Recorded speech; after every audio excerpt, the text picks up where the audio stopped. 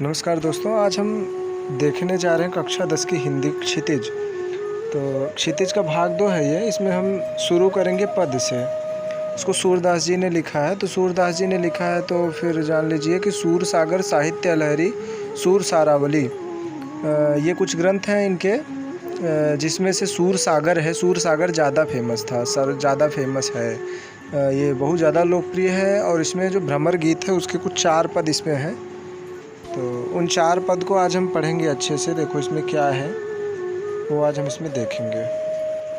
जैसे कि पहला पद है, ऊधव तुम्हो अति बड़ भागी, अपरस रहत स्नेह तगात नाहिन मन अनुरागी, पुरैन पात रहत जल भीतर तारस देह न दागी, और ज्यों जल माह तेल की गागरी बूंद न ताको लागी, प्रीति नदी में पाँव न बोर्यो दृष्टि न रूप परागी, सूरदास अबला हम भोरी गुर चींटी ज्यों पागी। देखिए उद्धव जी आए हुए हैं, तो वो गोपियों को योग का संदेश दे रहे हैं, परब्रह्म की बात बता रहे हैं और भी बहुत सारी बातें बता रहे हैं, जिनसे गोपियों को लग रहा है कि उद्धव जी उनको कृष्ण के प्रेम से बाहर निकलने की बात बता रहे हैं कि तुम लोग प्रेम से बाहर निकल जाओ।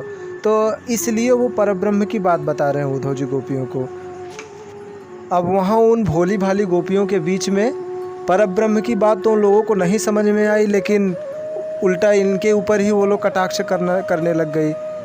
वो इनको कहने लगी कि तुम प्रेम के सागर के पास में हो और तुम उस प्रेम रूपी जल से अछूते हो।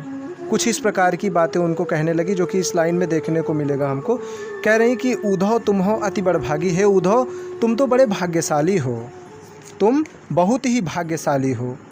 अपरस रहत स्नेह तगातय नाहिन मन अनुरागी, तुम्हारे मन में तो कृष्ण के प्रति बिल्कुल अनुराग नहीं है, तुम तो बिल्कुल ही अपरस हो, अस्पृश्य हो, अछूते हो, कृष्ण के प्रेम से एकदम से अछूते हो।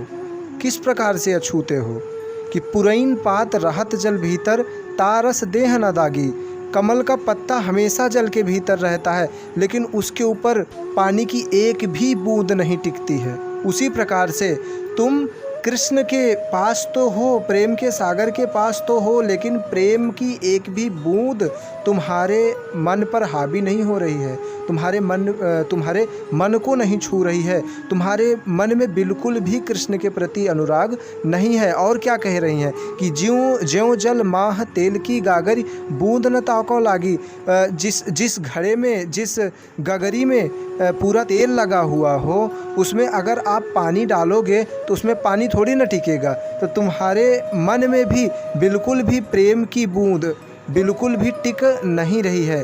प्रीति नदी में पाँव न बोर्यो दृष्टि न रूप परागी, हे उद्धव तुम तो प्रेम की नदी के पास में हो, लेकिन तुम उस नदी में पाँव तक भी नहीं डुबाए हो, पाँव तक भी नहीं बोरे हो, और तुम्हारा मन तो पराग को भी देख करके मोहित नहीं हो रहा है।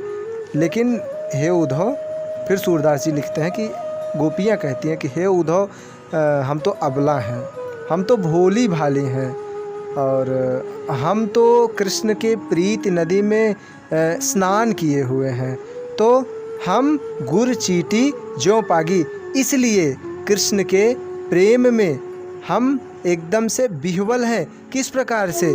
जिस प्रकार से चींटियाँ गुड़ के पीछे विह्वल रहती हैं। देखिए बच्चों, ये वीडियो का पार्ट 1 है और बाकी का जो 2 पद है ना, वो हम दूसरे वीडियो में बताएंगे। ये वीडियो का 1 है, इसमें हम 2 पद बता दे रहे हैं। और अगर मेरे द्वारा बताई गई व्याख्या आपको अच्छा लगता है तो आप लाल कलर का जो नीचे बटन दिखाई दे रहा है उसको दबा करके सब्सक्राइब कर लीजिएगा, और पसंद आए तो लाइक भी कर दीजिएगा। और अगर आप लोगों को ये चाहिए तो इसका मैं ऑडियो आप लोगों को लिंक डिस्क्रिप्शन में दे दूंगा, ऑडियो भी सुन सकते हैं। लेकिन अगर आप लोगों को चाहिए तो आप लोगों को अगर चाहिए तो उसको आप लोग कमेंट बॉक्स में कमेंट में S लिख दीजिएगा, YES लिख दीजिएगा। तो मैं अगर कमेंट आएगा, बच्चे चाहेंगे तो हम उसको ज़रूर ऑडियो अपलोड कर देंगे। तो चलिए फिर आगे की लाइन हम लोग देखते हैं। मन की मन ही माझ रही, कहिए जाय कौन पे ऊधो नाही परत कही। अवधि आधार आस आवन की, तन मन बिथा सही। अब इन जोग सदेशन सुन सुन, बिरहिन बिरह दही। चाहत हुति गुहार जितहि तय, उततय धार बही। सूरदास अब धीर धरय, क्यों मर जादा न लही।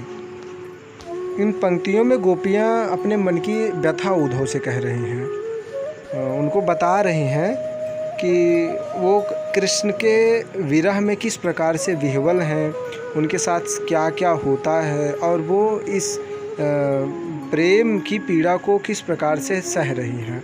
तो कह रही हैं मन की मन ही माझ रही, हमारे मन की जो पीड़ा है ना वो हमारे मन में ही है, हमारे मन की पीड़ा हमारे मन में ही है। कहिए जाई कौन पे ऊधो नाही परत कही। कहना तो चाहते हैं, हम अपने मन की पीड़ा को व्यक्त तो करना चाहते हैं, बताना तो चाहते हैं, दूसरों से भी बताना चाहते हैं, आपसे भी व्यक्त करना चाहते हैं, लेकिन हम व्यक्त नहीं कर पाते। नाही परत कही, हम कह नहीं पाते हैं। तो कहिए जाई कौन पे ऊधो नाही परत कही। हे ऊधो, हम बात को व्यक्त तो करना चाहते हैं, पीड़ा तो व्यक्त करना चाहते हैं, लेकिन व्यक्त नहीं कर पाते हैं। अवधि आधार आस आवन की, तन मन बिथा सही। बहुत दिनों तक हमने उनका इंतज़ार किया और उनके आने की जो आस थी ना, उस आस में ही हमारे तन और मन में जो भी पीड़ा थी, जो भी विरह था, उस आग को हमने सहा, उसको हमने सहा। लेकिन अब इन जोग सदेशन सुन सुन, बिरहिन बिरह दही। अब वो तो आए नहीं और आपको भेज दिए हैं, तो और आपको भेजे तो हैं और उस पर आप योग का संदेश दे रहे हैं। तो आप योग की बात बता रहे हैं, परब्रह्म की बात बता रहे हैं, और आप इधर जोग की बात बता रहे हैं। उसको सुन सुन करके हमारे मन में, हमारे तन में एक विरह की आग जल रही है, हमारे मन में विरह की आग जल रही है। हम गोपियों के विरहीन, अपने आप को विरहीन कह रही हैं। हम लोग विरह से ग्रसित हैं और हम लोग उस विरह की आग में जल रही हैं। चाहत हुति गुहार जितहि तय, उततय धार बही। हम जिधर भी उनको स्मरण करने लगते हैं, उधर ही हमारे आँखों से अश्रुधारा बहने लगती है। चाहत हुति गुहार जितते उतते धार बही। जहाँ भी उनका स्मरण आता है, जहाँ भी हम लोग उनको याद करने लगते हैं, उधर ही हमारे आंखों से अश्रुधारा बहने लगती है। अच्छा ये बताइए उद्धव जी कि श्री कृष्ण जी ने अपने प्रेम की मर्यादा का पालन नहीं किया, तो अब हम किस प्रकार से धीरज रखें, आप ही बताइए।